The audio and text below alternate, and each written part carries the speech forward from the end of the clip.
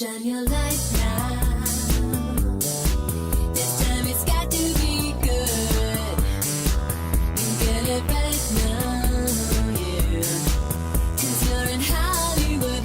'Cause you're in Hollywood.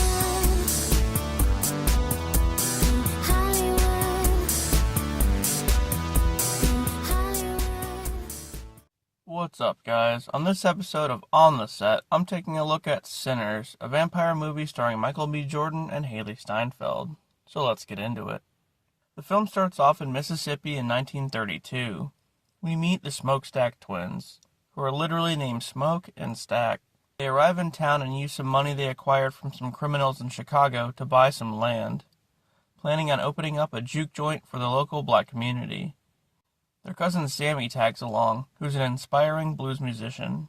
Over time, the twins recruit some locals to aid in their efforts, including a bouncer named Cornbread and Smoke's wife, Annie. Then, in town, Stack runs into his ex-girlfriend, Mary, who he broke up with to protect her from people's views of them together. Meanwhile, we're introduced to Remick, a vampire who just rolled into town. He ends up biting a local married couple and adds them to his coven. Eventually, the Smokestack twins are ready to unveil their new establishment. However, on opening night, things take a weird turn. As Sammy and some others are performing, their music draws in Remick and his coven. But when they get there, they can't go inside unless they're given permission, to which they're denied, even though they offer a lot of money.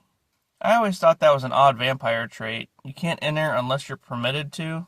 Anyway, after thinking it over, the twins decide that they could use the money the vampires offered. So Mary goes to let them know they're welcomed inside. And that was a bad move on her part because she goes alone. A bit later on, as the party inside the joint continues, Mary returns, now a vampire, and she bites Stack, turning him as well. Oh no, here we go. Smoke barges in to see Mary biting Stack, but it's too late. He shoots her, but she just shrugs it off and leaves. As that's going on, Remick and his coven appear and turn Cornbread into a vampire as well. Smoke decides to shut things down and sends everybody outside, which is an awful idea because Remick just intercepts everyone and turns them immediately. So now he's got a whole army of vampires surrounding the joint. Well played, Remick. Well played. Annie tells the survivors inside the joint how to stop the vampires, and Remick tries to talk the survivors into coming outside and joining their ranks, but they don't budge. He then says that he just wants Sammy by himself, mainly for his musical ability, and he threatens that some clan members are coming to attack the joint in the morning. Clan members? What the hell? So I guess some of the vampires are also KKK. Anyway, eventually, Remick and the others get inside and a huge fight breaks out. The twins end up fighting, and Smoke is able to defeat Stack temporarily. Just then, though, the sun starts to rise, which obliterates Remick and the rest of the coven instantly.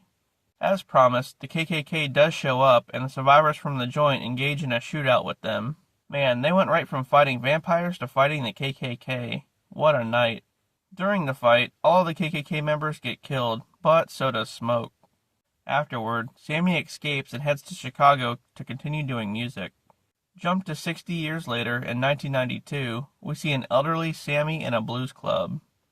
All of a sudden, Stack and Mary come walking in. He tells Sammy that back at the joint, Smoke was about to kill him, but he made Stack promise to leave Sammy alone and let him grow old. So, here we are.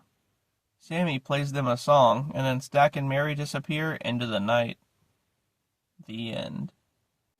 Well, this movie was amazing. Michael B. Jordan was awesome as both Smoke and Stack, the Smokestack twins.